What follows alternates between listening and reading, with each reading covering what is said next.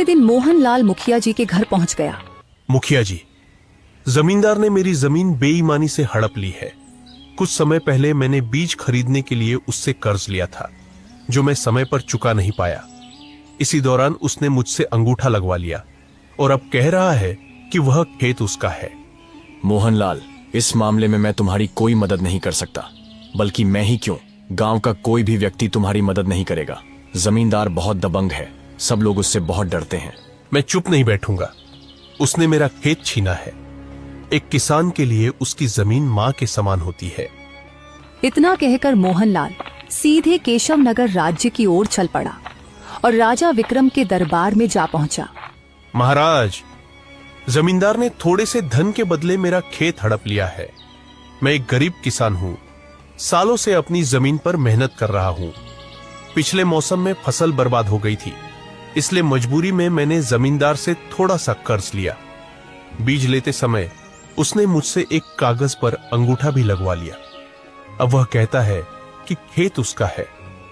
महाराज, मेरे लिए वो जमीन सिर्फ खेत नहीं, मेरी रोजी रोटी, मेरी इज्जत और मेरी मां जैसी है। मुझे न्याय चाहिए महाराज। अगर रामपुर गांव के जमींदार ने तुम्हारे साथ वास्तव में ऐसा किया है तो तुम्हें जरूर न्याय मिलेगा। इतना कहकर राजा विक्रम ने एक सिपाही की ओर इशारा करते हुए कहा, इस किसान के साथ तुरंत रामपुर गांव जाओ और जमींदार को मेरे दरबार में हाजिर होने का आदेश दो।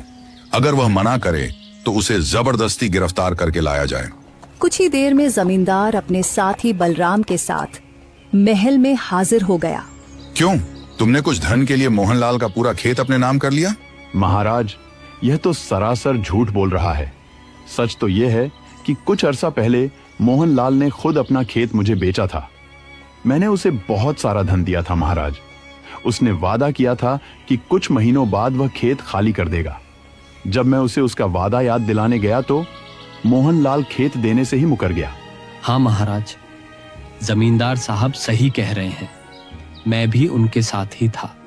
यह सुनकर मोहनलाल क्रोधित हो गया। ये दोनों झूठ बोल रहे हैं महाराज, सरासर झूठ बोल रहे हैं। मैंने खेत नहीं बेचा था, मैंने तो बस थोड़ी सी रकम उधार ली थी, वो भी बीज खरीदने के लिए। मैं अपना खेत क्यों बेचूंगा महाराज?